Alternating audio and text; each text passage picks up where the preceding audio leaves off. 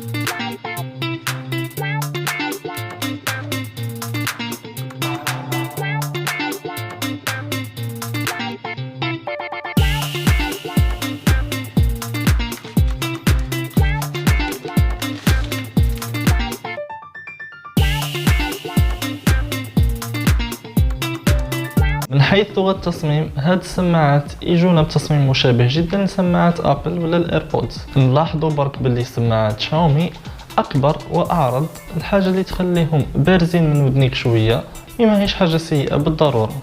الايرفونز تاع شاومي يجونا بجسم بلاستيكي فيه ميكروفونين، ميكروفون الاول من الاسفل والثاني من الاعلى مدمج مع التاتش باد او مكان اللمس. من الاسفل ثاني نشوفوا ضوء لاد، من الجهه اللي مقابلته نشوفوا مغناطيس اللي يخلي السماعات نتاعنا يلصقوا في العلبه بكل سهوله.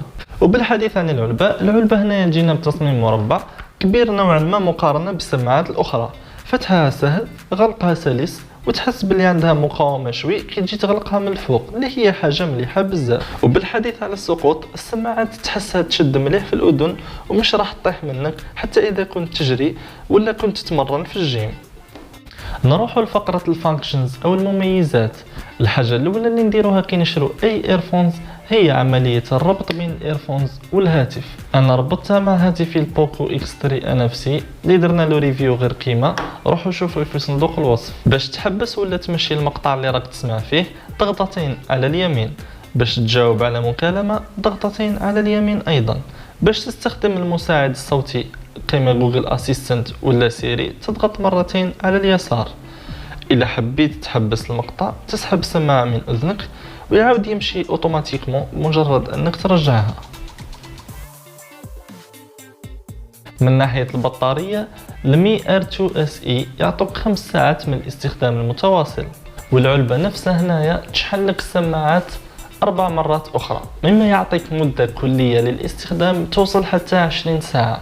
برك لازم تعرف باللي عمليا هذه المدة تقدر تتغير على حسب مستوى الصوت اللي تسمع به المقاطع تاعك.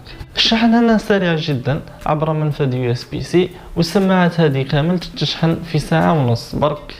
خلونا دوكا نهضروا على جودة الصوت في هذه السماعات اللي هي اهم حاجة فيها. الصوت هنا كريسب وواضح جدا، الباز عالي وتسمع كلش مليح، وحقا التجربة هنا تاع الاستماع ممتعة جدا. الشيء اللي خلانا نتمتع بتجربة كيما هذه هو أن السماعات تدعم خاصية ال AAC ولا Advanced Audio Coding، اللي هي تقنية تنقي لنا الصوت وتخليهن أحسن بمراحل من الجودة العادية أو ال SBC.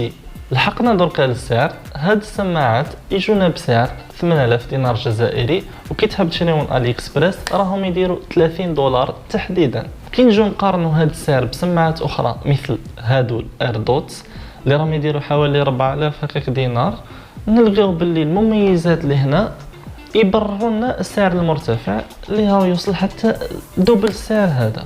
حتى كي نجي نقارنوا عمر البطاريه، جوده التصنيع، مواد التصنيع، وجودة الصوت خاصة، الفرق بعيد. وبغض النظر على انه الايردوتس هادو اللي ارخص في السومة يدخلوا لنا في الودن احسن ويناسبوا شكل الاذن اكثر، الا انه البيس وجودة الصوت هنايا والراحة اللي يوفروها لي المي اير 2 اس اي احسن بكثير، اللي تخليني نخيرهم على الايردوتس. كان هذا كل شيء في الفيديو تاع اليوم، ان شاء الله تكونوا استفدتوا من الفيديو هذا وتعلمتوا مليح. طبعا ما تنساوناش لي جيم، سبسكرايب توجور لاشين، ونخليكم على خير ان شاء الله. نتلاقاو في الفيديو الجاي، تهلاو في روحكم، سلام.